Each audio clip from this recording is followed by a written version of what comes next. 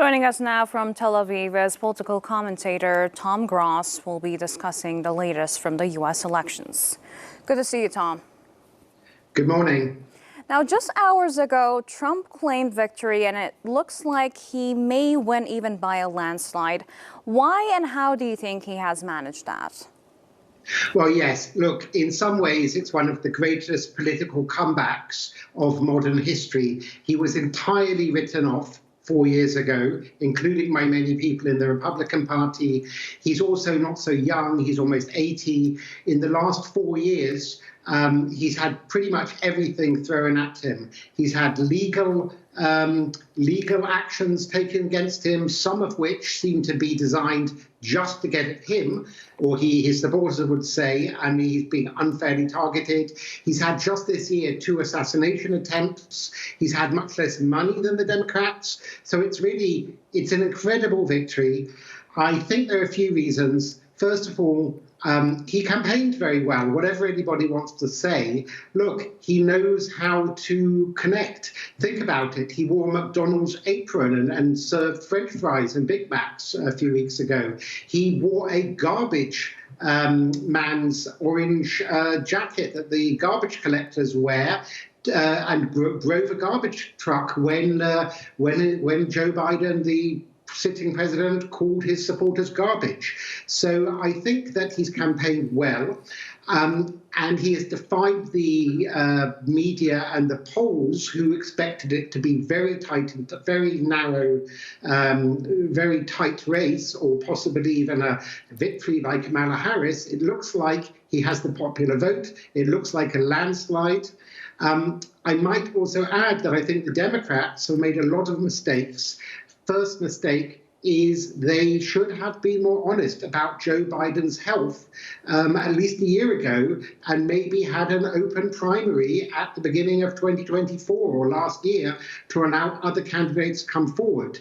Then they, in a panic, they kind of pushed Biden out in the summer, and then they didn't give a chance for other candidates to come through. They call themselves the Democratic Party, but it doesn't look very democratic when the kind of party elders pushed Kamala Harris onto the ticket without really letting her go through the ropes of seeing if she was a good campaigner, seeing if she could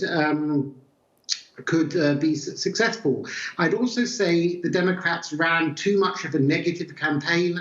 You know, it's a mistake if you call the electorate, fascists and deplorables and garbage and extremists. Maybe a few of Trump's supporters are, but tens of millions of Americans who clearly have voted for Trump have not. The Democrats are also obsessed by race and gender. So they've pretty much told black people, African Americans or Latinos, that they can't vote Trump. And we see a very big increase in the Trump vote among minorities, including African Americans and Latinos, and whereas actually there might be a small decline in the vote among some white people.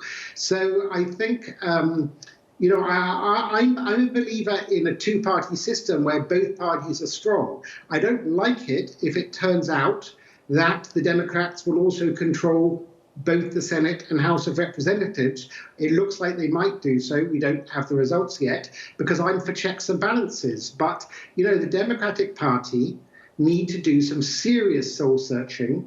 Instead of just turning around and blaming others, which many already are, they will blame Elon Musk, Joe Rogan, Vladimir Putin, whoever.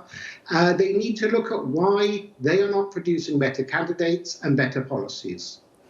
So both the preliminary polls and journalists from around the world were predicting either it to be very close or Harris to win. So why did they get it wrong? Well, I watch media that's both the more kind of liberal, pro-Democratic Party media, and I also sometimes tune in to Fox News and the talk radio, the more right-wing conservative media. Both these medias are living in their own bubbles, speaking to each other. But I can honestly say that the liberal media, the sort of CNN, BBC and so on, are more out of touch. I mean, I was watching Sky News earlier on the election, the pundits, and it looked like a bit of a funeral. they were just, their faces were down. And I'm thinking, you're very out of touch. Instead of spending all your time speaking to each other, the media and pollsters need to spend a bit more time with ordinary people, because it was fairly clear that Trump would do well if you just go and speak to ordinary people. And a lot of the media, and I know it myself as a member of the media, went to elite universities, and my other fellow journalists, I'm from England, they also went to Oxford, they all know each other, and they don't get out and about enough. They stick to the big cities. In America, that would be New York or San Francisco, Los Angeles. In Britain, it would be London. In Turkey, it would probably be, Istanbul, Ankara, Izmir. And maybe they need to get out and about to the bigger population and see what issues matter to them. And in the case of America, that would be the economy and migration. Now, moving on to international relations, how might Trump's comeback shape Iran's regional stability and security? Well, I suspect the Iranian government, the Islamic regime, which I will call it a regime there, is very unhappy with a clear Trump victory. I think Trump will be much tougher on them, whereas Harris would have probably continued the Biden policies to Iran, which were itself a continuation of the Obama policies, which many people see as a kind of appeasement of the regime in Tehran, whereas Trump was very tough on Iran, not just sanctions, but he killed the head of the Revolutionary Guard, Soleimani. And there are many people who think that while Trump was in office, the Iranian government felt under pressure and was relatively well behaved to other countries. Whereas once Trump left office, the Iranians have interfered more in, Lebanon, Iraq, Gaza, Yemen, wherever.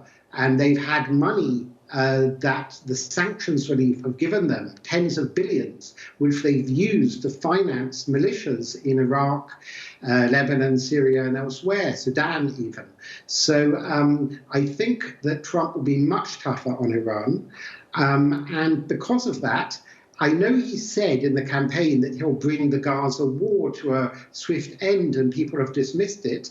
But, maybe he will, because it's not just a question, I know he's a deal maker, Trump. He can pressure Netanyahu because he has a relationship with Netanyahu, but he can also pressure Qatar and Iran to pressure Hamas to agree to a compromise or to give up power even. So I think that he'll be tough on Iran, but if we remember the first time round, he got a lot of peace deals in the Middle East, and I wouldn't put it past him to do that again with more peacemaking.